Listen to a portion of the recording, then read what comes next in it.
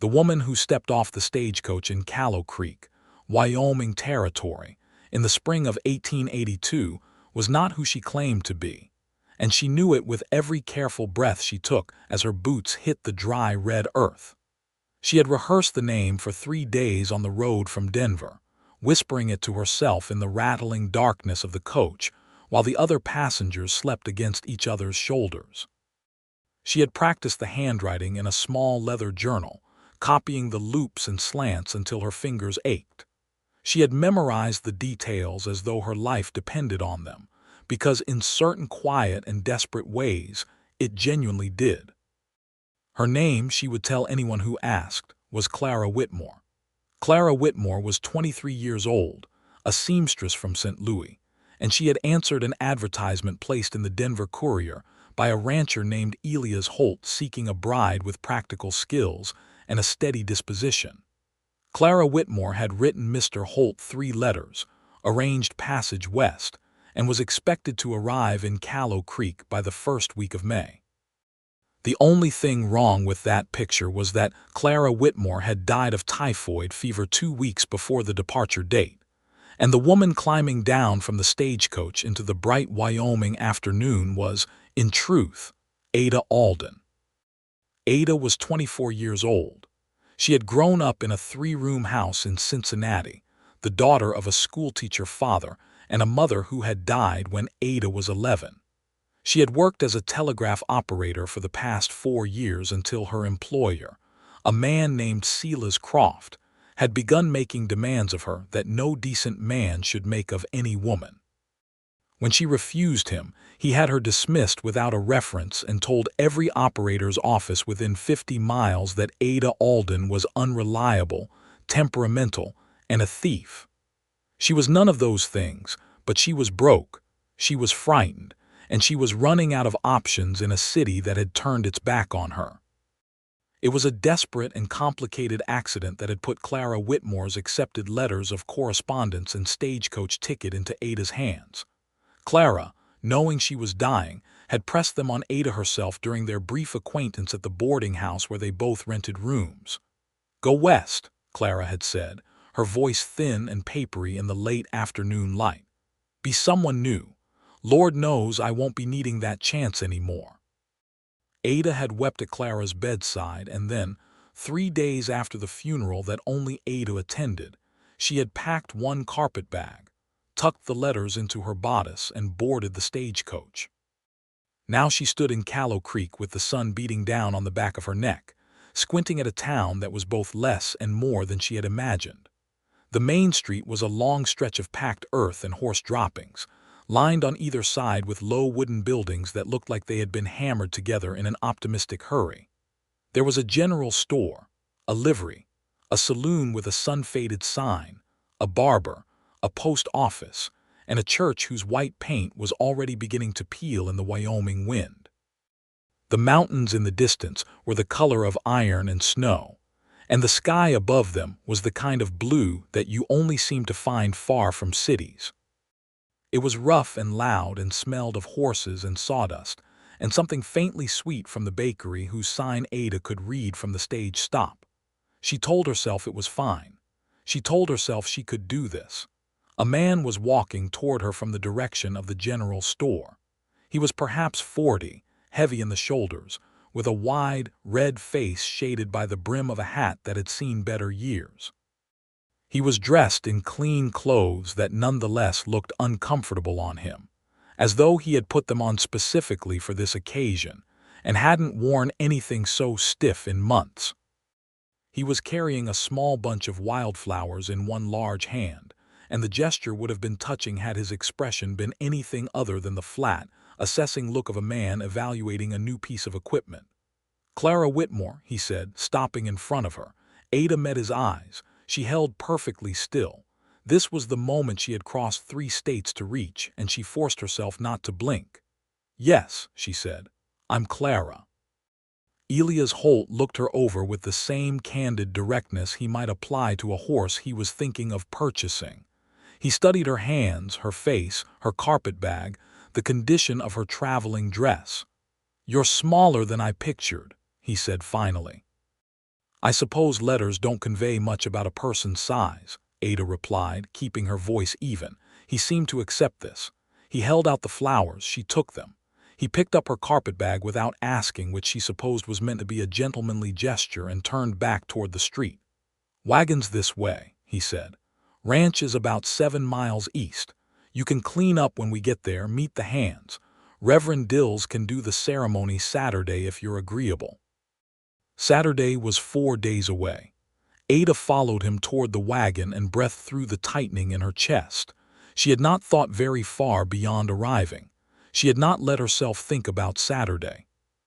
It was while Elias was loading her bag into the wagon bed that Ada became aware of someone watching her. She turned slightly, still holding the wilting wildflowers, and found a man leaning against the post in front of the general store, not 10 feet away. He was younger than Elias by perhaps 15 years, lean and sun-darkened, with dark hair curling slightly under the brim of a worn but well-kept hat. He wore a dusty blue shirt with the sleeves rolled to the elbow, and had the kind of boots that had been repaired so many times they told a whole story about the miles they'd covered. He was holding a coil of rope loosely in one hand, and he was looking at her with an expression that she could not immediately read. Not the flat appraisal that Elias had given her, something more careful, something that asked a question she hadn't heard yet. She looked away. When she looked back a moment later, he had pushed off from the post and was walking down the street in the opposite direction. She had no idea who he was. She told herself it didn't matter. She climbed up onto the wagon bench beside Elias Holt and held the wilting wildflowers in her lap as the horses moved east out of Callow Creek. And she did not let herself think about the man by the post, or the blue of his shirt against the brightness of the afternoon, or the strange, careful quality of his gaze. She had enough to think about already. The Holt Ranch was called the Double H, and it was larger than Ada had expected, spread across a wide, shallow valley with a good creek running through the lower pasture, and a solid 2-story house that had been built in sections as the money allowed. There were 6 men working the ranch, not counting Elias. They lived in a long bunkhouse behind the main barn, and they treated Ada's arrival with varying degrees of awkward interest, tipping their hats and finding other places to be. The housekeeper, an older woman named Mrs. Farrow, who had the weathered, capable look of someone who had survived most things the territory could throw at a person, showed Ada to a small bedroom on the 2nd floor. The room had a window that looked east toward the mountains. The bed had a patchwork quilt on it that was beautiful and clearly very old. "Mr. Holt said to make you comfortable," Mrs. Farrow said, setting a pitcher of water on the washstand. Her tone was careful and her eyes were the kind that saw most things. "Thank you," Ada said. Mrs. Farrow paused at the door. "He's a straightforward man," she said. "Not unkind. Busy." Ada nodded. She understood what the woman was telling her and she appreciated the economy of it. That night at supper, Elias talked about cattle prices and spring calving and the problem he was having with a stretch of fence along the north pasture. Ada listened and ate the good bread Mrs. Farrow had made and contributed sensible questions when they seemed appropriate. When Elias mentioned the fence for the 4th time, Ada suggested that if the soil was particularly rocky there, a different post configuration might help. Elias looked at her with mild surprise. "Know something about fence posts, do you?" "My father had a small farm outside the city," Ada said, which was true. She had grown up helping him with it on weekends. "I'm not useless outdoors." Elias looked slightly more interested than he had before. "Good," he said. "Wife out here needs to be practical." Ada ate another piece of bread and held the word wife in her mind like a stone she was turning over, examining it for weight. She could not sleep that night. She lay on top of the beautiful old quilt and listened to the sounds of the Wyoming dark, which were very different from the sounds of Cincinnati or Denver. There were no carriages, no voices from neighboring rooms, no city machinery of any kind. There was wind, and the occasional distant call of something she couldn't name, and the creak of the house settling around her, and her own heart which would not be quiet. She had come this far. She had given herself a false name, crossed the territory, smiled at a man she didn't know, accepted wilting flowers with something resembling gratitude. She had done all of it because she had been cornered and desperate, and because Clara had told her to go west and be someone new. But lying in the dark in Elias Holt's house, 4 days from a wedding to a man she didn't love, Ada Alden wondered for the first time whether she had simply traded one impossible situation for another. The next morning she was up before dawn because she could not sleep, and because she had always been the kind of person who found it easier to move than to lie still worrying. She put on her work dress, which was more comfortable than the traveling one, and went downstairs to help Mrs. Farrow with breakfast. Mrs. Farrow looked unsurprised to see her and handed her a bowl and pointed at the flour. By the time Elias came down and the hands came in from their early chores, there was a proper breakfast on the table. Ada had made biscuits by feel and memory, and they came out well, which seemed to settle something in the room.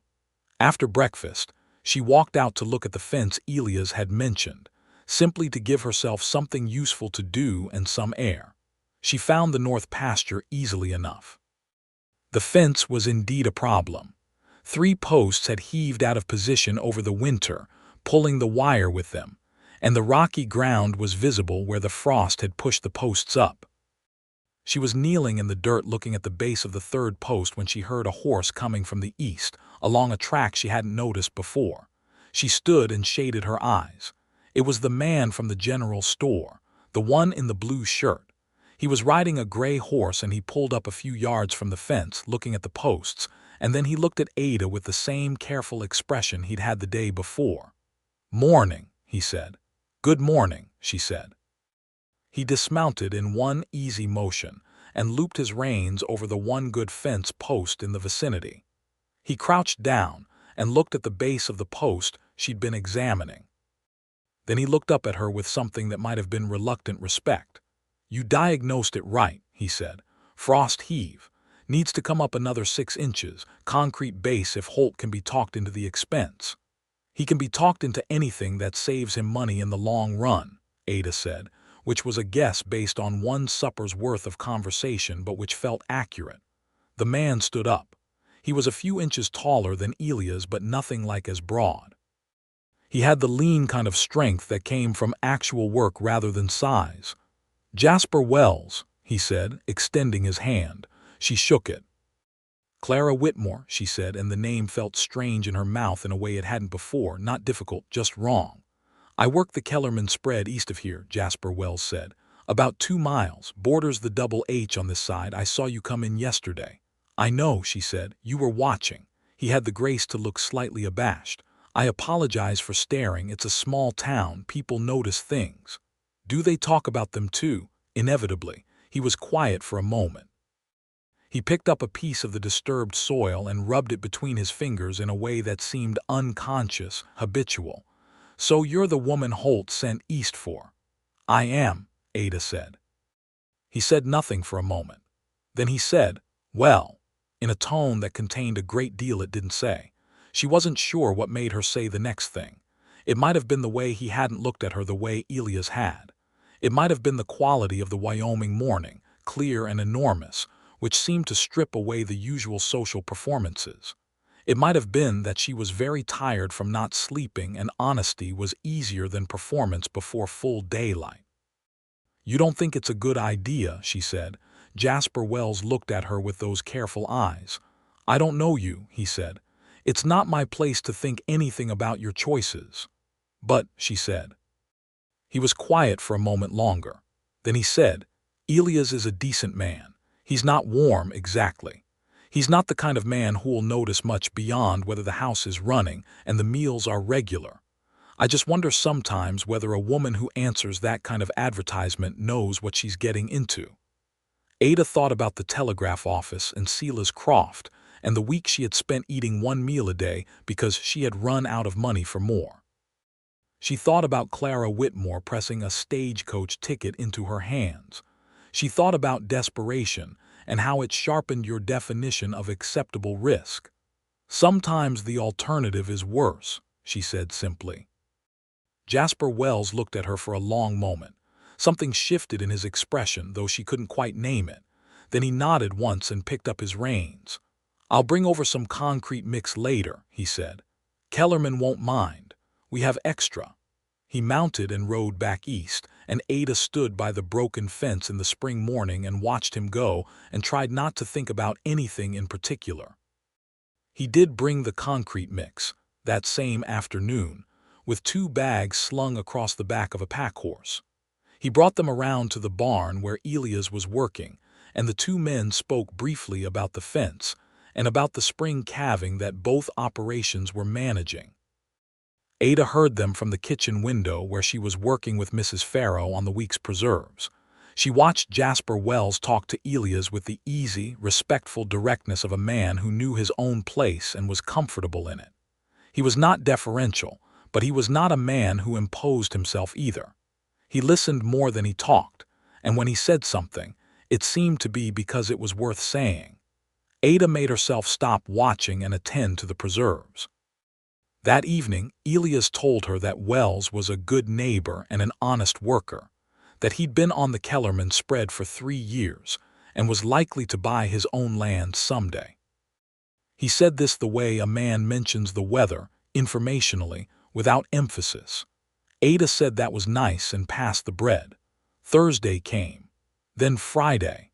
The rhythm of the ranch settled around Ada like something that had been waiting for her, and she moved through it with the competent, practical efficiency that had made her a good telegraph operator and would apparently make her a serviceable ranch wife. She helped Mrs. Farrow with the cooking. She mended 3 shirts from the bunkhouse and asked no questions about how they'd been torn. She reorganized the larder because it had no logical system, and an illogical larder was a genuine inefficiency. She did not think about Saturday. She thought about it constantly. On Friday afternoon, Jasper Wells came by again, this time because one of the Holt hands had asked him about a cattle medicine question, and he had brought a bottle of something from the Kellerman supply.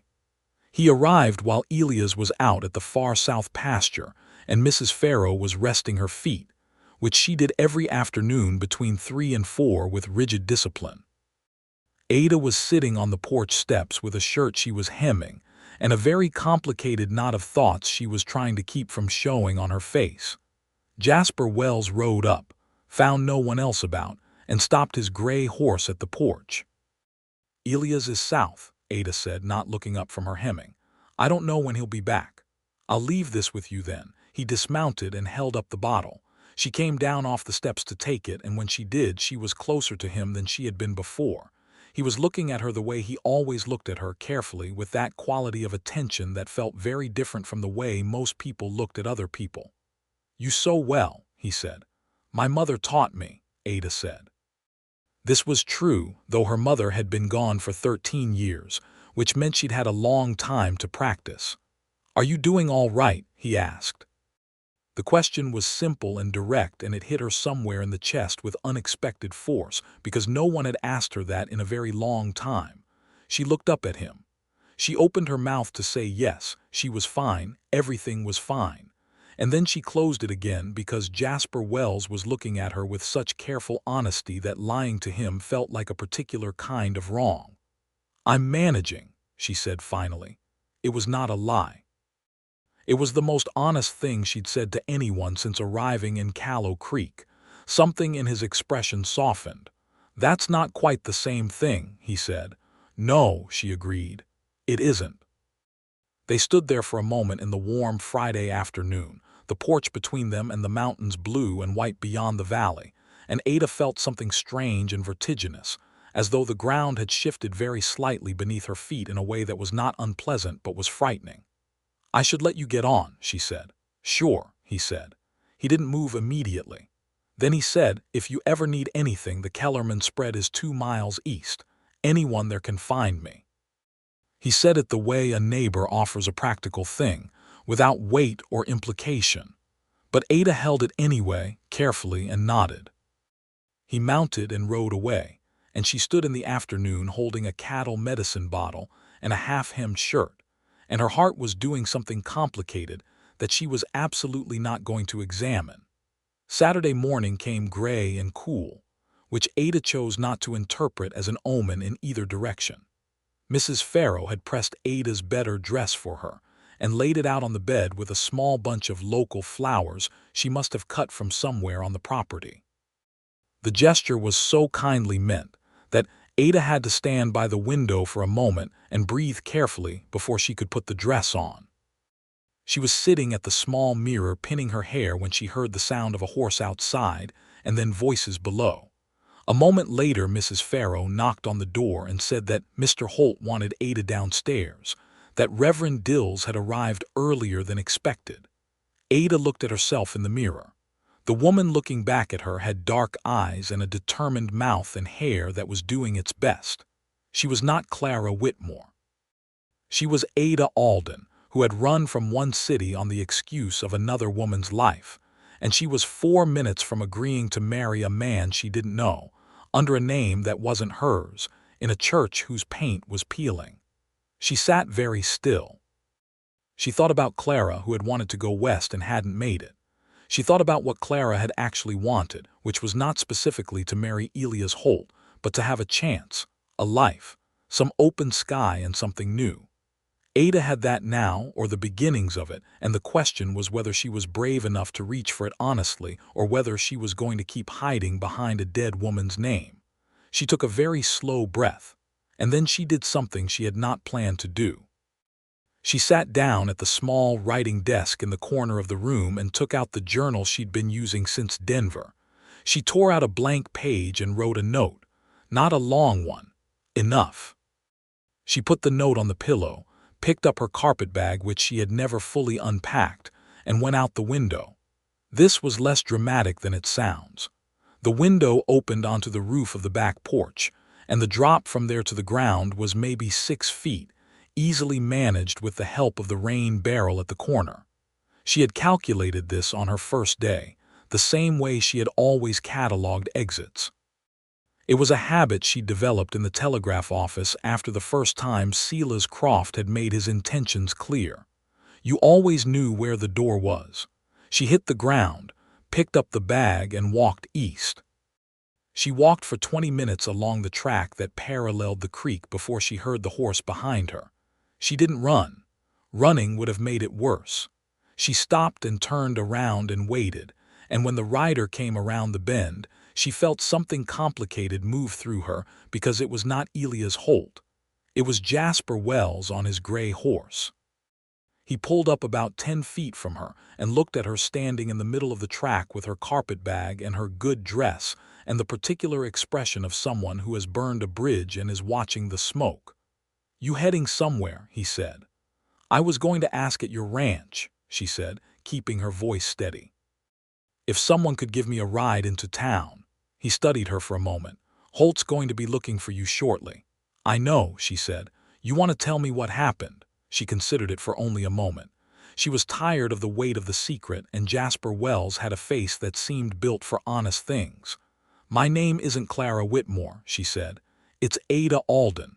The real Clara Whitmore died 2 weeks ago in Denver. She gave me her ticket and her letters because she was dying, and she wanted someone to have the chance she wasn't going to get. I came here because I had nothing left where I was, and I thought I could pretend to be her. I thought I could marry a man I'd never met under a name that wasn't mine and just start over and be a different person." She stopped. The Wyoming morning was very quiet around her. "But I can't marry him. Not that way. Not as someone else. It isn't fair to him, and it isn't fair to me, and I should have understood that before I got on the stagecoach, but I was frightened and not thinking clearly." Jasper Wells was quiet for a long time. A hawk crossed the sky between them and the mountains. The creek said its low, constant thing to the rocks. "That's a considerable situation," he said finally. "Yes," she agreed. "What are you going to do? Go back to town? Find work? Figure the rest out from there?" He looked at her for another long moment. Then he swung down from the horse slowly in that same easy way he always moved. "Come on," he said. "I'll ride back with you. You shouldn't be walking 7 miles in a good dress." She looked at him. "You're not angry. You're not going to tell me I've done a terrible thing." "You haven't done a terrible thing," he said quietly. "You were desperate and you made a choice that desperation makes look reasonable. You're fixing it now. That counts for something. Something in Ada's chest cracked open very slightly, like a window being pushed up in a room that hasn't had air in too long. She let him help her onto the horse, and he walked beside it back toward the Kellerman spread to get a second horse, and then they rode together toward Callow Creek in the Saturday morning, and neither of them said very much. But it was the kind of silence that doesn't need to be filled. Elias Holt received his note with a bewildering mixture of expressions that Ada watched from a careful distance when she went back to the ranch to explain herself face to face, which she had insisted on doing.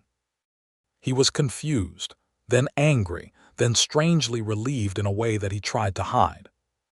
Ada stood in his kitchen and told him the truth as clearly and as plainly as she could, including her real name and where she'd come from and why she'd done what she had done. Elias listened. He was, as Jasper had said, not unkind.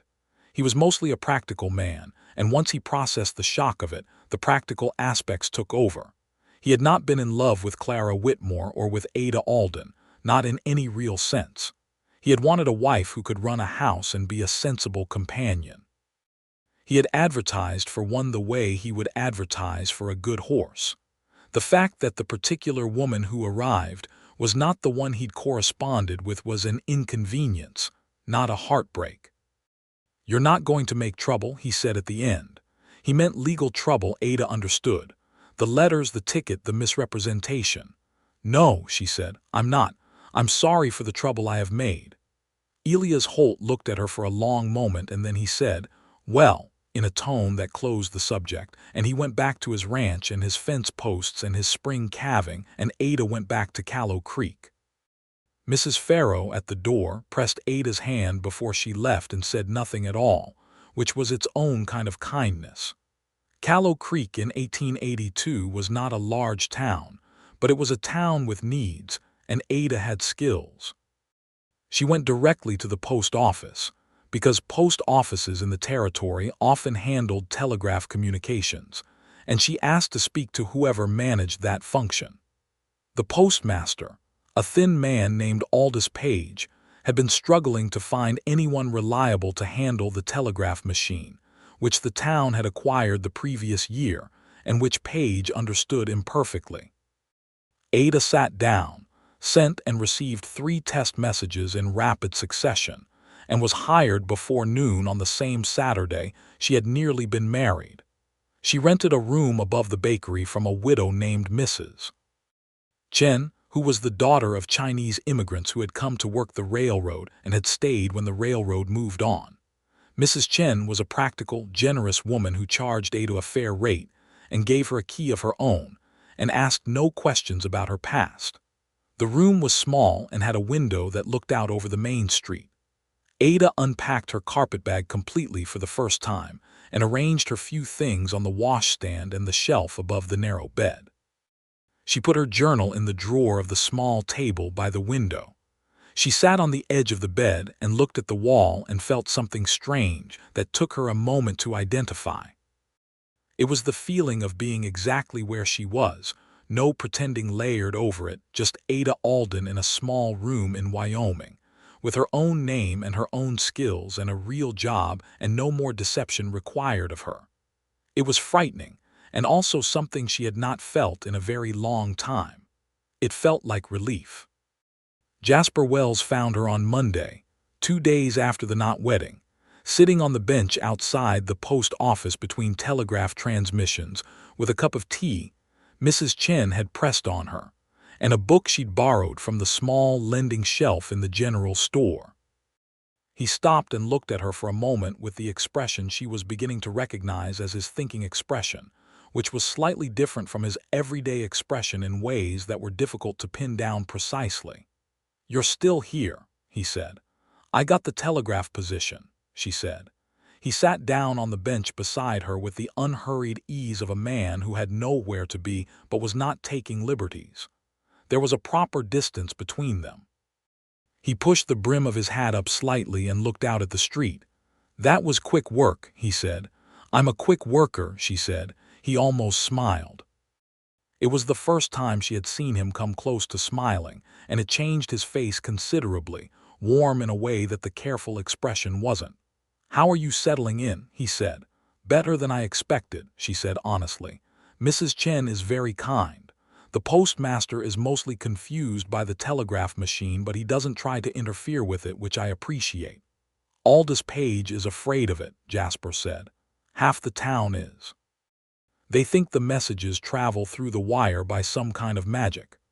"They travel by electrical signal," Ada said, then stopped herself, because she was used to having to explain this, and sometimes people found it condescending. But Jasper Wells said, "I know, I've read about it. Morse's original patent was in '44. By the time of the war, it was all over the telegraph lines." He paused.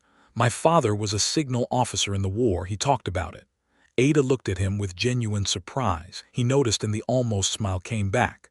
"I read a great deal," he said. "People out here sometimes assume that means I'm odd." "Does it bother you?" she asked. "Not particularly," he said. They sat on the bench in the Monday morning, and the town moved around them. Horses and boots and the sounds of commerce. And it was an easy thing, which surprised Ada because she had not had many easy things in recent years. "I wanted to ask," Jasper said more quietly, "whether you're all right after everything. The last few days have been considerable." Ada looked at her tea. She thought about the honest answer versus the polite one, and she chose the honest one because she found with Jasper Wells that the honest answer came more naturally. "I'm better than I've been in quite a while," she said. "I'm frightened, but it's the clean kind of frightened, not the kind where you're trapped. The kind where you're on the edge of something and you don't know what yet." He was quiet for a moment. "That's a good distinction," he said. "My father used to make it," she said. "He was a school teacher. He liked distinctions." "Tell me about him," Jasper said. And she did, there on the bench outside the Callow Creek post office, and when she finished, she realized that she had told him more about her real self in 15 minutes than she had told anyone in the past several months. It felt both terrifying and extraordinarily good.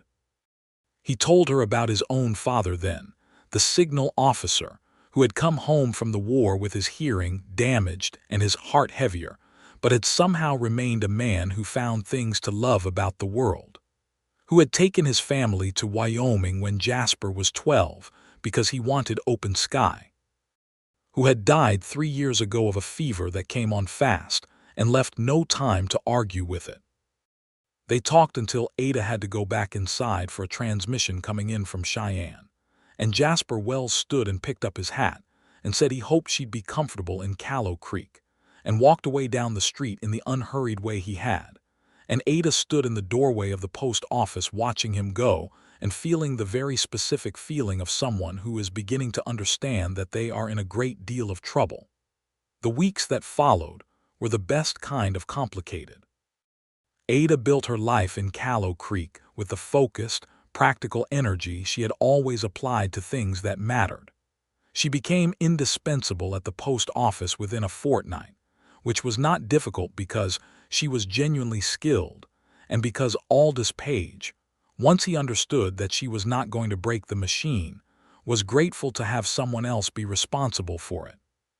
She learned the names of the town's residents and something of their stories, because telegraph operators necessarily handled private communications, and discretion was fundamental to the work, and people noticed when discretion was genuine rather than performed.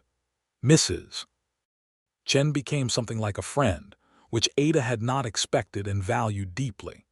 Mrs. Chen was 41 and had been widowed for 6 years, and had built the bakery from scratch with her own money and her own labor, and she had a dry wit and a warmth underneath it that she didn't advertise, but that was constant. "You are happier this week than last week," Mrs. Chen observed one evening, sitting in her kitchen while Ada helped shell beans after supper. "I'm getting my bearings," Ada said. "It is a particular thing that helps you get your bearings," Mrs. Chen said, not looking up from the beans. Ada did not ask what she meant because she already knew. Jasper Wells had a habit of appearing on the bench outside the post office in the gap between his morning work and the afternoon riding, 3 or 4 times a week, with the consistency of something that had simply become a natural part of the day's rhythm. Sometimes he brought 2 cups of coffee from the saloon, which also functioned as the town's only restaurant before noon. Sometimes he had a book, and sometimes he had nothing but himself and the easy, comfortable quality of his company. They talked about everything. They talked about books, which they had both been reading all their lives with the particular intensity of people who had grown up in houses where books were the primary entertainment and education. They talked about the territory and what it was becoming, the railroad pushing further in, the cattle economy shifting, the question of statehood that was on everyone's mind. They talked about the injustices that were plain to see if you looked honestly at the landscape around you, the tribes whose land had been taken, and who were now confined to reservations that were a fraction of their ancestral territory, which Jasper spoke of with a quiet anger that Ada found she shared. They talked about the Chinese workers who had built the railroad and then been pushed to the margins of the towns that railroad had made possible. They talked about what the West was supposed to be and what it actually was, and they disagreed sometimes and agreed more often, and the disagreements were the kind that sharpened thinking rather than creating damage. Ada was aware, with increasing clarity, that she had never talked to anyone the way she talked to Jasper Wells. She had had friends and colleagues before, but there had always been a layer of performance in it, a management of what she showed and what she didn't. With Jasper, there was no performance. She didn't know why, except that he had seen her standing in a dirt track in her good dress with her carpetbag and her real name, and he had not judged her for any of it, and something about that had stripped the performance away before she had a chance to reconstruct it. She was also aware, with a clarity that was pleasant and terrifying in equal measure, that she was falling in love with him. This was not in her plan. She had not arrived in Wyoming territory with any intention of falling in love with anyone. She had arrived with the intention of surviving, which was a different and much smaller ambition. But the heart does not much consult intention, and Ada Alden's heart, which had been quiet and self-protective for several years, had apparently decided that Jasper Wells was the thing it had been waiting for. She did not tell him this. She held it carefully and went about her work and sat with him on the bench and talked about books and cattle and electrical signals, and was quietly, helplessly, and completely in love with him, and said nothing. She also had not told him everything. She had told him her real name and the broad outline of the Clara Whitmore situation. She had not told him about Silas Croft and the full story of what had happened in Cincinnati, the specific fear and humiliation of those last months, the way a man in a position of authority could dismantle a woman's life with a few words and no consequences. She held that part back because it was harder to say, because it required trusting someone with the worst of what had happened to her, and she was not sure she was brave enough yet. June arrived in Callow Creek with heat and thunderstorms and the full magnificence of Wyoming summer, which Ada found overwhelming and beautiful in the way of things that are bigger than you can entirely take in. It was a Thursday evening in the second week of June when everything shifted. Ada was closing up the post office at 6 o'clock when the door opened, and a man came in who was not from Callow Creek, and whose face she recognized with a jolt of cold fear that went from her chest to her feet before she had completed the thought. It was not Silas Croft. It was worse than Silas Croft in certain ways. It was a man named Ada Alden who had worked in the same telegraph office in Cincinnati, and who had been, Ada was reasonably certain, in Silas Croft's employ in the specific way of a man who does the tasks his employer prefers not to do himself. She had never had direct evidence of it, but she had seen the way they talked, the money that changed hands quietly, the way Dahlen appeared whenever Croft wanted something unpleasant handled. Dahlen was a compact, mild-looking man with light eyes and a face that gave nothing away. He looked around the post office with the casual, deliberate attention of someone cataloging a room, and then he looked at Ada. "Ada Alden," he said pleasantly. "My employer sends his regards." Ada's hands were very still. The telegraph key was 6 inches to her right. The door to the street was 12 feet behind Dahlen. I don't know what you mean, she said, which was pointless and she knew it, but she needed a moment. Mr. Croft has some unfinished business with you, Alden said. There's a matter of certain company property that left the office along with you. He'd like it returned. He'd like to discuss it personally. This was not true. Ada had taken nothing from the telegraph office except her own tools and her own wages. But it was the kind of claim that was impossible to disprove and very easy to make, and Silas Croft was apparently not done with her. There is no company property, Ada said. Her voice was steady. She was proud of it for being steady. I took nothing that wasn't mine, and Mr. Croft has no claim on me of any kind. Alden smiled pleasantly. He thought you might say that. He's prepared to be patient. He's coming out himself in a few weeks to sort things out. I'm just here to let you know as a courtesy that running hasn't solved anything. He looked around the post office one more time with that cataloging look, tipped his hat, and walked out. Ada stood behind the counter and breathed for approximately 30 seconds. Then she closed and locked the front door, sat down in the postmaster's chair, and thought very hard and very fast. Silas Croft was coming to Callow Creek. He would be here in a few weeks, which meant she had a few weeks to decide what to do about it. His only actual power over her was the false claim about the telegraph property, and if she could counter that with evidence of her own, something in writing from someone credible, she might be able to diffuse it.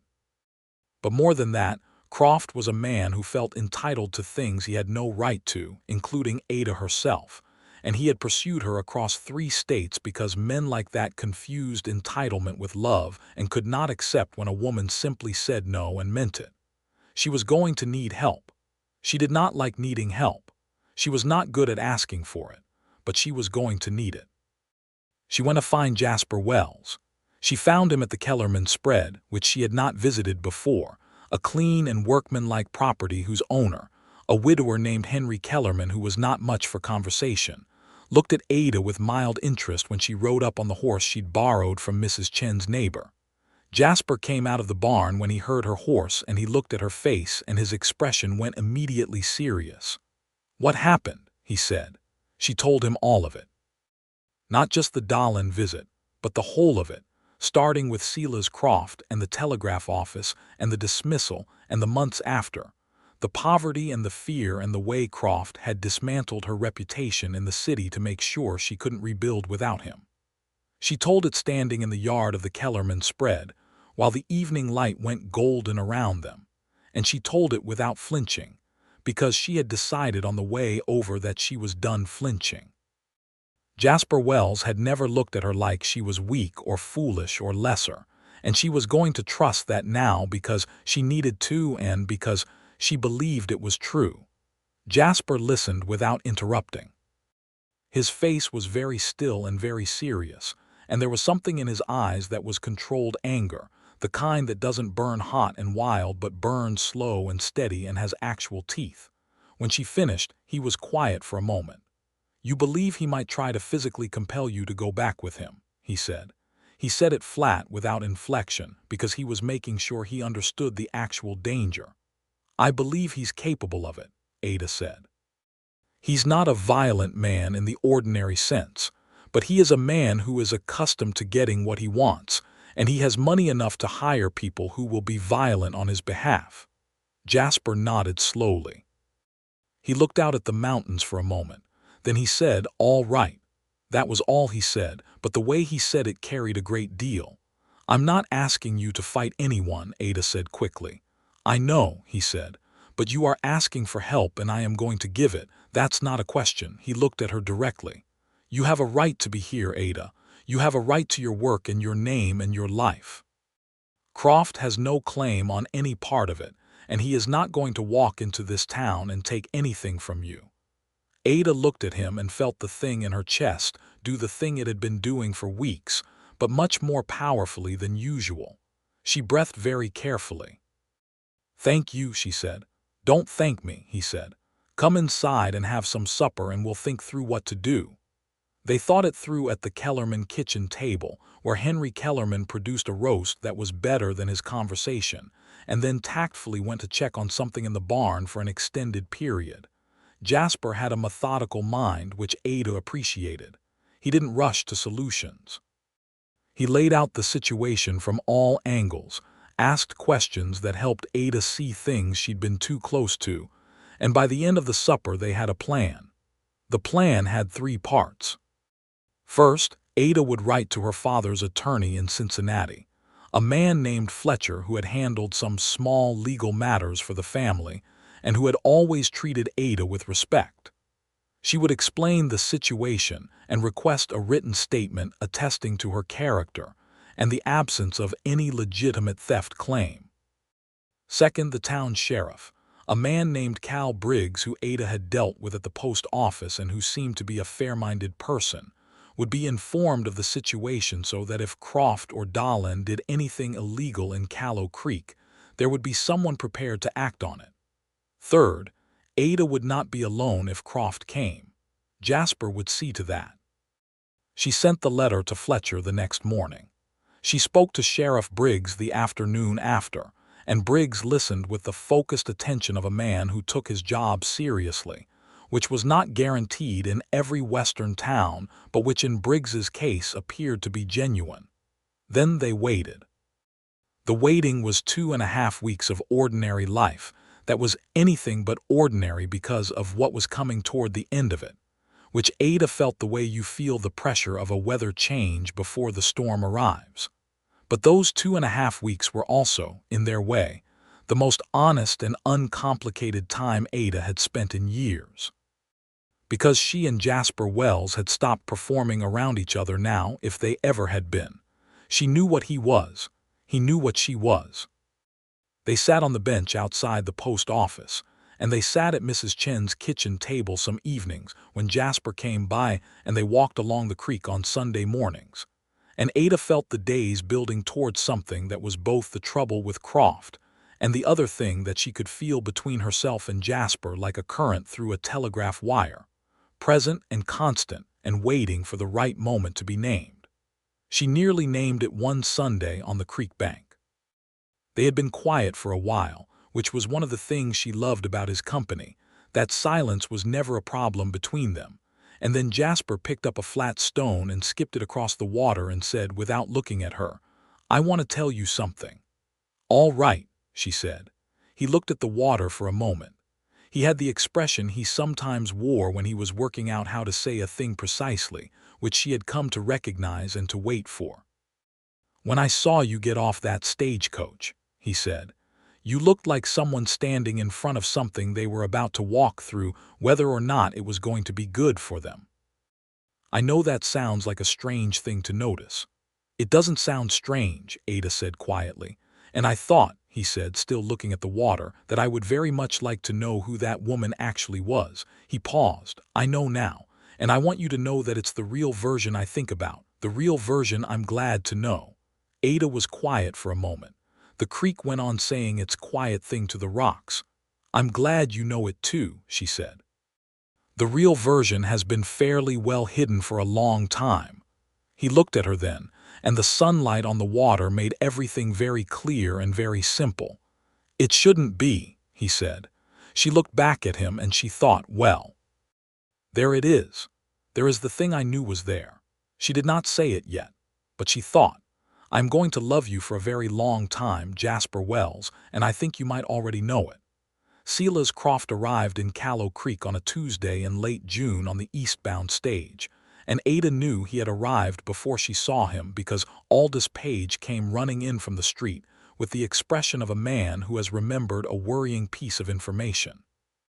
"There's a gentleman from back east asking after you," Page said, "at the saloon."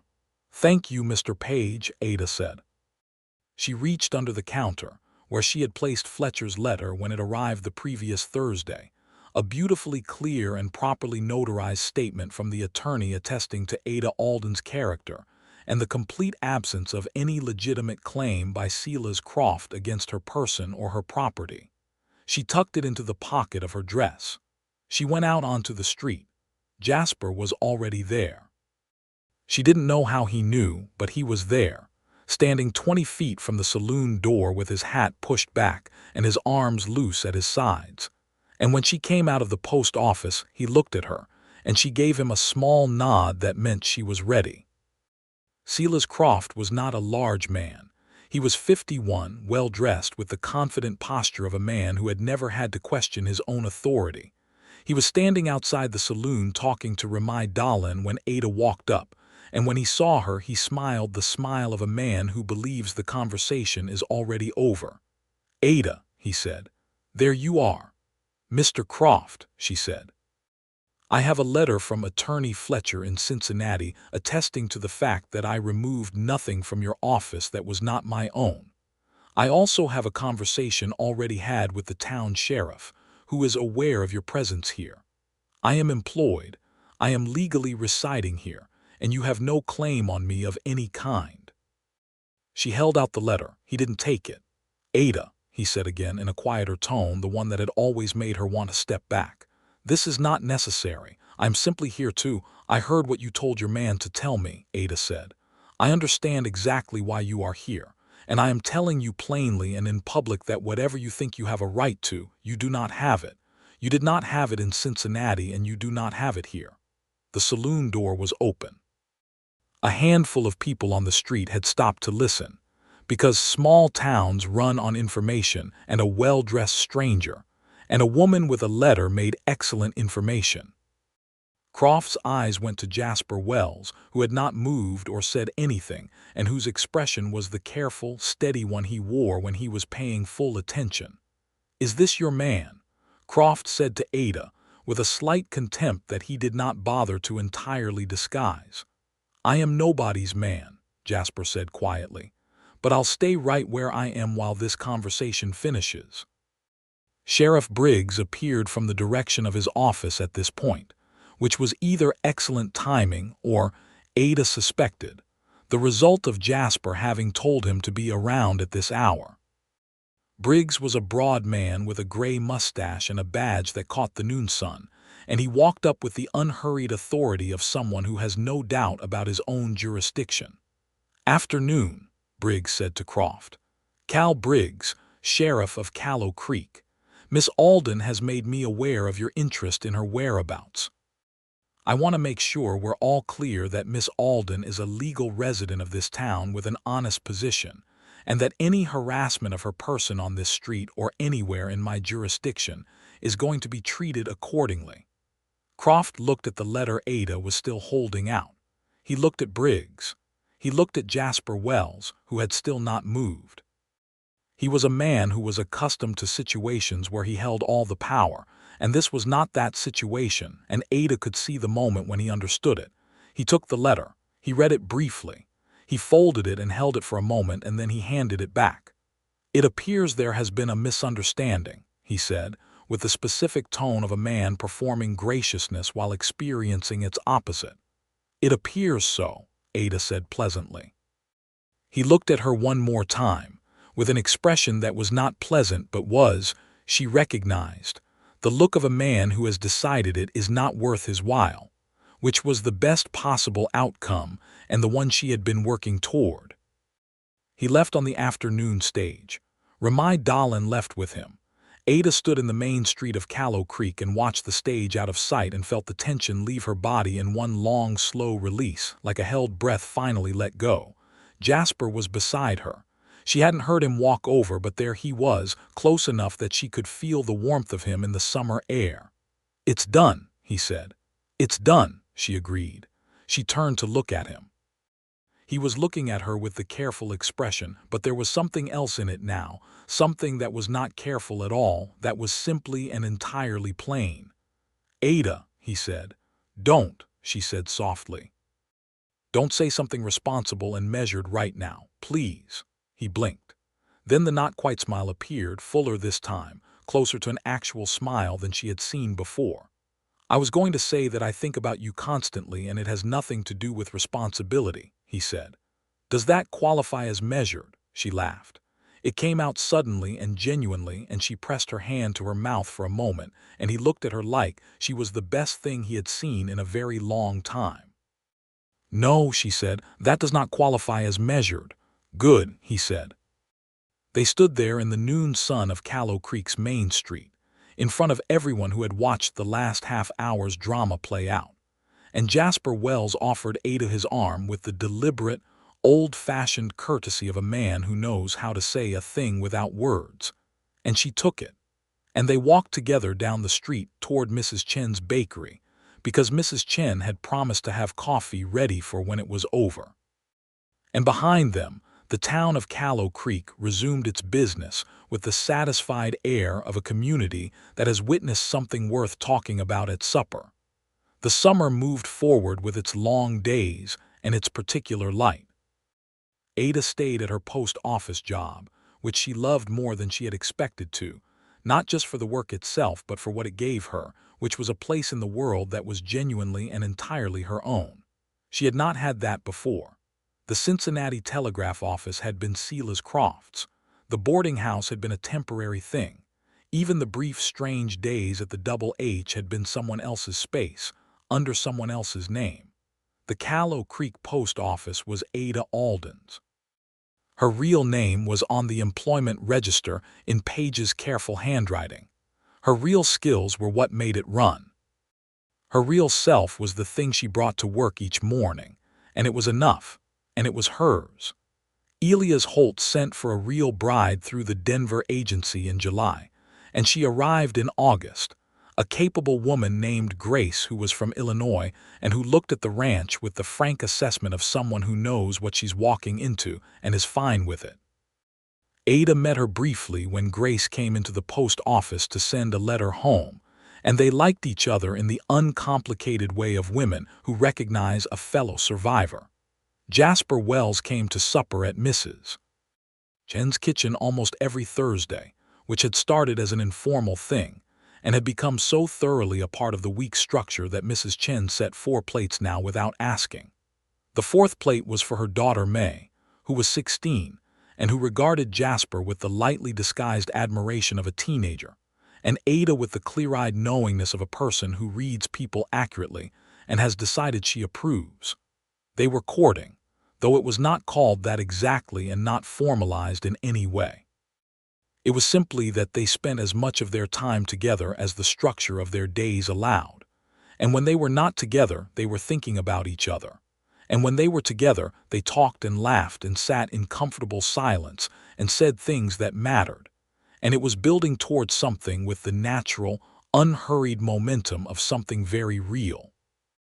On a Thursday evening in late August after supper, they walked along the creek in the blue dusk, and Jasper stopped at the place where the bank widened into a small, flat space, where the cottonwoods leaned over the water and made a kind of room. He turned to face her. "I want to say something straightforward," he said. "No circumlocution." "All right," Ada said. "I love you," he said, simply and directly, the way he said all things that were important.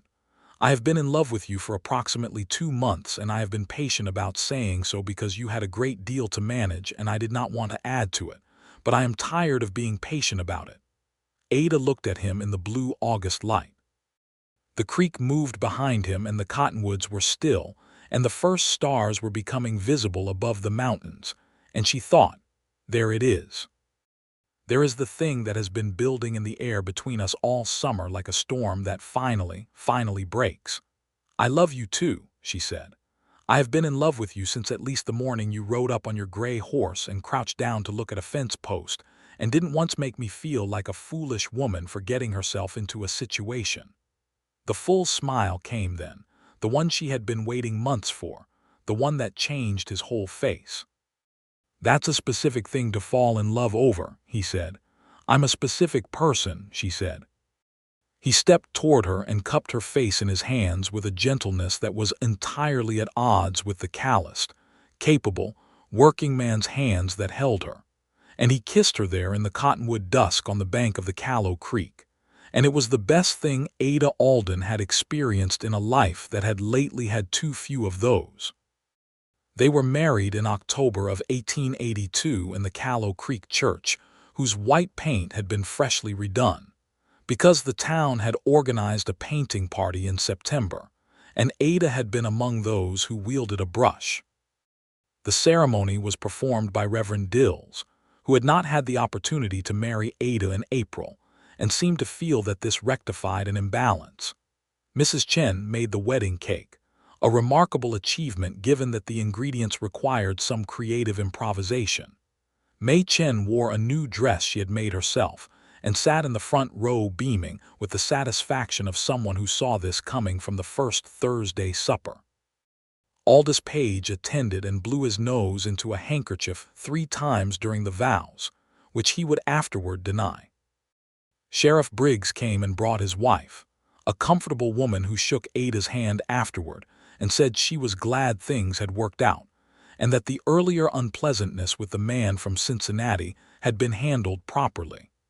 Even Mrs. Farrow came from the Double H, and stood at the back of the church with her hands folded, and nodded at Ada with something that was as close to maternal approval as her reserved nature allowed. Henry Kellerman attended because Jasper had worked for him for 3 years, and the man felt it was appropriate, and he sat in a pew and looked moderately uncomfortable for the duration, and then shook Jasper's hand at the end with an expression of genuine warmth that was unexpected and touching. Ada wore a dress she had made herself in the weeks before the wedding, a deep blue that was not the palest or most bridal color but that suited her and that she liked, which she had decided was sufficient justification. Jasper wore his best clothes, which had been pressed to within an inch of their lives by some operation Ada was not entirely sure she wanted to trace, and he stood at the front of the church waiting for her with his hat in his hands, and an expression that was not the careful one, and not the thinking one, but was simply open in a way she had never seen on his face before. Entirely, vulnerably, openly glad. She walked up the aisle toward him and felt, for the first time in as long as she could remember, exactly like herself. They said their vows in clear voices and meant every word. The reception was held in the saloon, which was the largest available space, and there was dancing to the fiddle music of a man named Pete Harlow, who played 3 instruments simultaneously by means of some complicated body arrangement, and who seemed to enjoy the spectacle of himself doing it.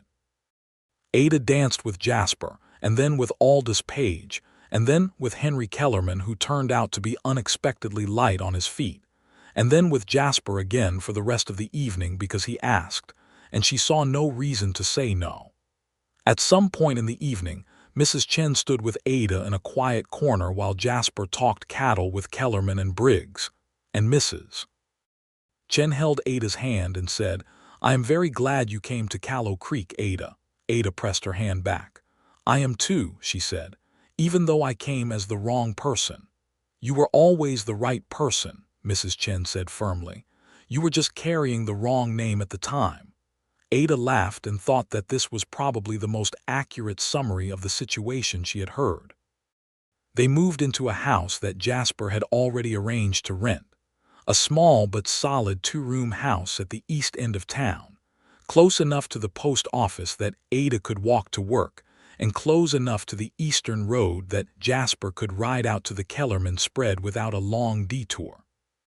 In the first weeks they arranged it together with the practical, cheerful collaboration of 2 people who are genuinely compatible, which is to say they disagreed about the placement of the kitchen table 3 times, and eventually arrived at a solution that neither of them had originally proposed, and that was clearly better than either original position. Ada kept her telegraph position, and kept it with the same dedicated competence she had always brought to it. Page had come to rely on her entirely, and he had put in a formal request to the Territorial Telegraph Authority for a proper salary increase, which arrived in November, and which Ada considered a complete vindication of several years of professional labor. Jasper, with the spring of the following year, had saved enough to begin the process of buying a small parcel of land south of town from a farmer who was selling up and moving further west. It was 40 acres with a good well and a small, fixable barn, and the plan for it had been building in Jasper's mind for years. He and Ada talked about it over supper, And on the creek walks they continued to take, and on Sunday mornings when they had the time to be idle in the best possible way. That winter was a good one, as Wyoming winters went. Hard but honest.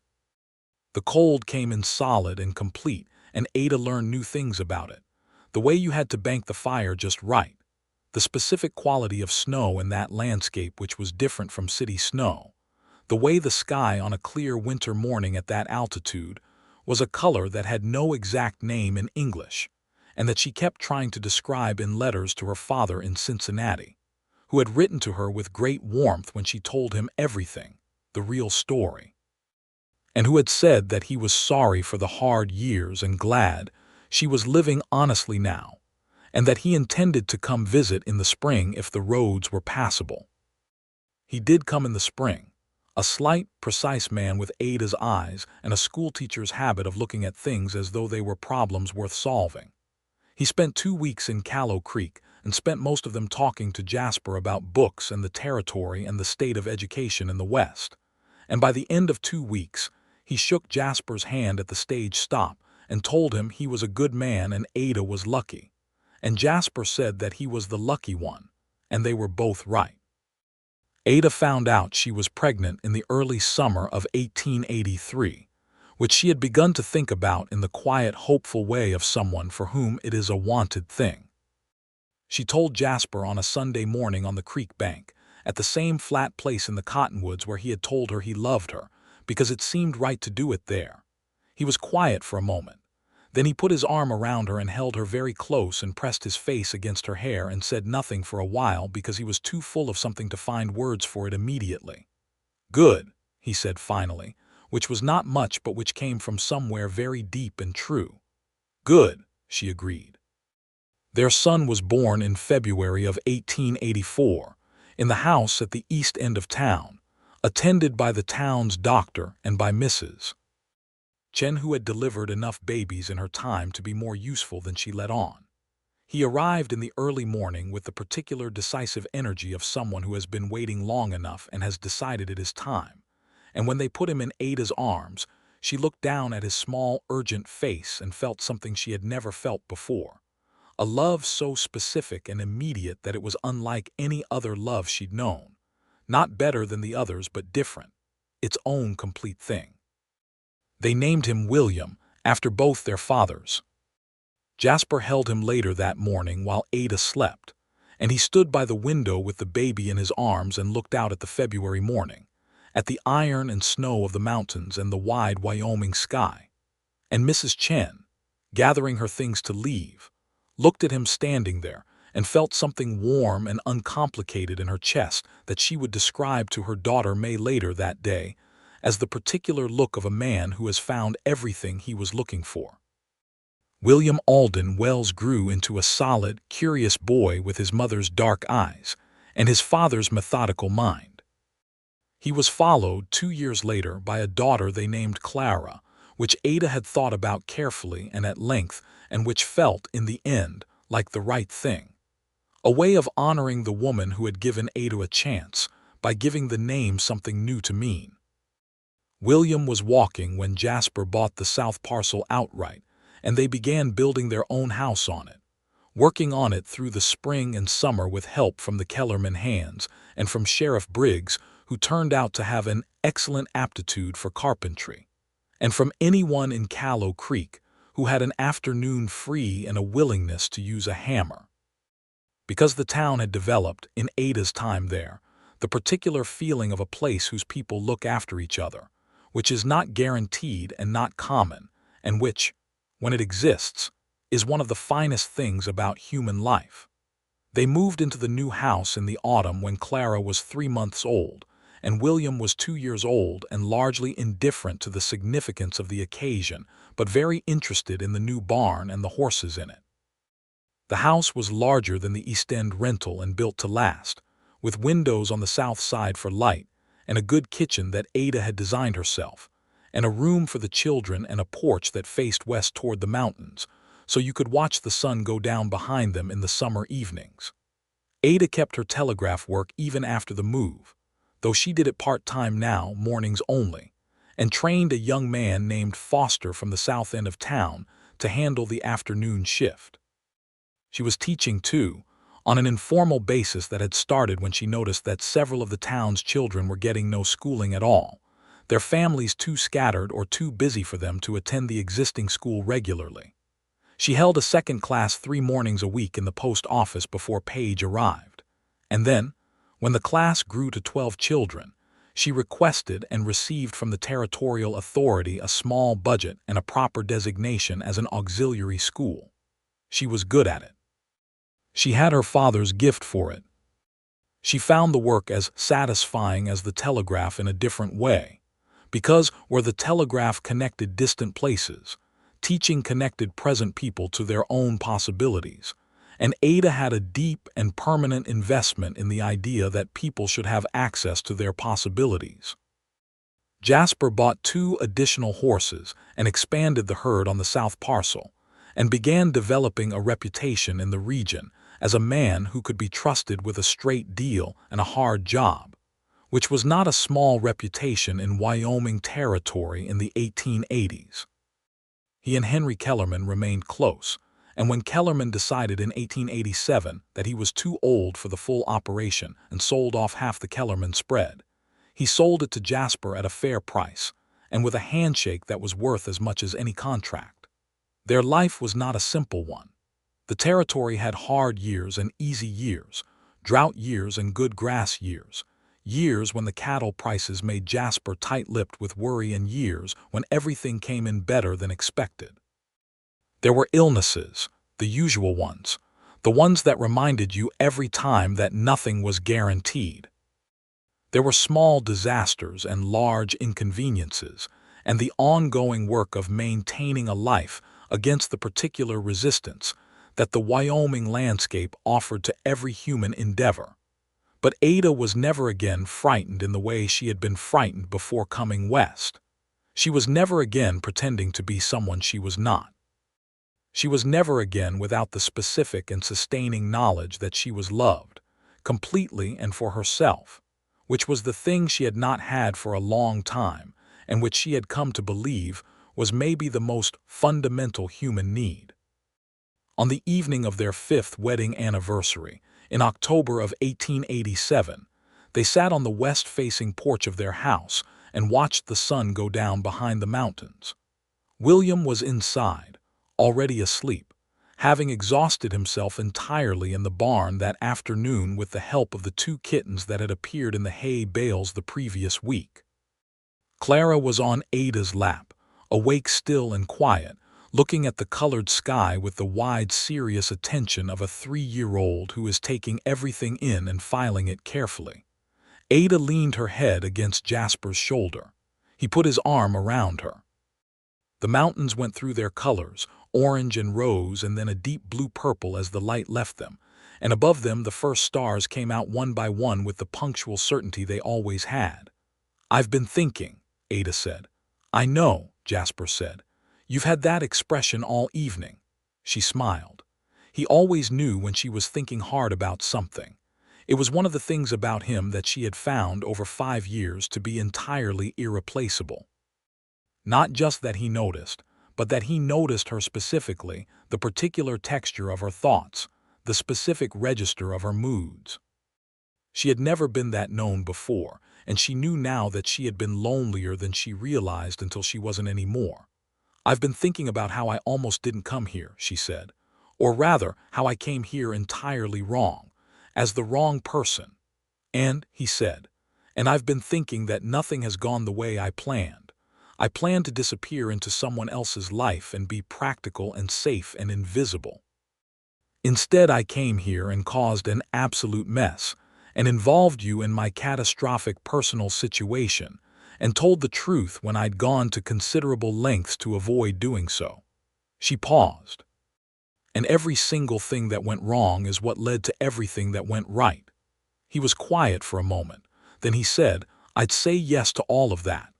If I had been better at pretending," she said, "if I'd been better at being Clara Whitmore, if I hadn't gone out that window, you'd have been miserable," he said gently. "And I'd have been 2 miles east, not knowing what I was missing."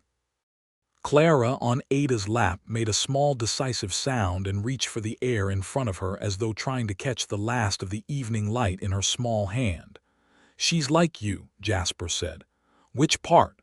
"The part that reaches for things," he said. "Doesn't wait to be told it's allowed." Ada looked at her daughter reaching for the light and felt something so large it had no name, only weight, good weight, the weight of a life that had expanded past all the limits she'd set on it when she was frightened. "Thank you," she said. "For what?" he said. "For seeing me," she said. "When I came here calling myself someone else, you saw me anyway. I don't know how, but you did." Jasper was quiet for a moment. He turned to look at her, not at the mountains or the sky or their daughter, but at Ada directly, with the full attention she had come to know and rely on as one of the constants of her world. "You were right there," he said simply. "You were impossible not to see." The mountains held their last color and then released it to the dark, and the stars came fully out above Wyoming. And Ada Alden Wells sat on the porch of her own house with her husband's arm around her and her daughter in her lap, and the sound of her sleeping son somewhere inside. And she was exactly herself, exactly where she was, and there was nothing left to pretend and nothing left to run from. And the life she had built from accident and honesty, and the desperate courage of a woman who finally chose the truth, was solid and warm and entirely real beneath her feet. Inside the house, on the shelf above the kitchen window, the leather journal Ada had carried from Cincinnati to Denver to Callow Creek sat with the other books, its pages full of copied signatures and rehearsed names she would never use again. She had not thrown it away. It was, she had decided, a record of a turning point, the written evidence of the specific moment when she chose to stop becoming someone else and started becoming more completely herself. Beside it was a newer journal, this one filled in her own handwriting, with her own name on the cover in her own careful loops and slants. Ada Alden Wells, the name she had earned, the name she had chosen, the name she kept. Years moved through the valley south of Callow Creek like weather, each one its own character, leaving its mark on the land and the people on it. A third child arrived in 1889, a boy they named Thomas for the sheer pleasure of the name, who had Jasper's dark hair and Ada's particular stubbornness, and who would go through his entire childhood being followed everywhere by his older brother in a state of devoted hero worship. Callow Creek grew from a small rough town to something that resembled permanence, a proper school building funded partly by Ada's persistent lobbying of the territorial authority, a second general store, a proper doctor's office when the young doctor who had delivered William decided to stay. Wyoming achieved statehood in 1890, which Ada celebrated with the specific satisfaction of a woman who had watched the territory grow up around her and felt entitled to some small share of the accomplishment. Jasper read the statehood declaration aloud from the newspaper at the supper table to all three children, and Ada made a cake, and William, who was 6 and already his mother's student in the full sense, listened to every word of the declaration with the concentrated attention of someone memorizing something important. They celebrated their 10th anniversary in 1892 with a supper at Mrs. Chen's bakery, which had expanded into a proper restaurant in the intervening years, and which remained the heart of Ada's life in Callow Creek in ways that were hard to articulate but persistent and real. May Chen, now 26, had become a teacher herself, taking over the formal school when Ada stepped back to focus on the ranch and her own growing family. The two women remained as close as sisters, which was a thing Ada had not had and which she valued accordingly.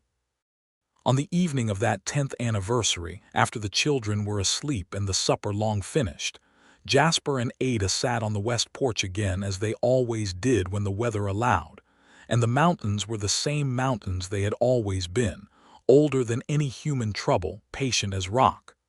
"Tell me what you're thinking," Jasper said. "I'm thinking that I'm happy," Ada said. Not the simple kind of happy she meant, not the uncomplicated sensation of a pleasant afternoon, but the deep structural kind, the kind that is built from real things over real time and that holds when the weather changes. "Good," he said. "Extraordinarily," she said. He took her hand. They sat like that for a long time in the dark and the stars and the particular piece of a life that had been built honestly, from the honest materials of who they actually were. Down the road in Callow Creek, the telegraph machine clicked and ticked in the post office that had given Ada her real beginning in this place.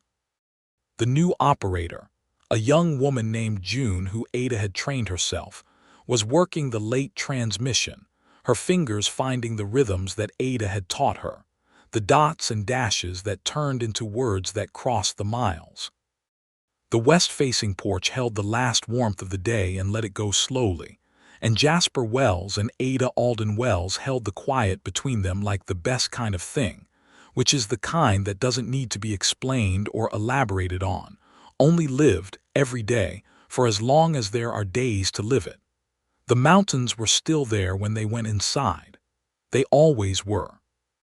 They would be there in the morning and the morning after, solid and white-capped and permanent, standing witness to the small human dramas that unfolded in their shadow, the arrivals and the departures, the pretending and the revealing, the moment when a woman stepped off a stagecoach calling herself someone else, and a man looked up from a general store post, and something in him paid attention, and everything after that was the consequence of that first honest and accidental seeing.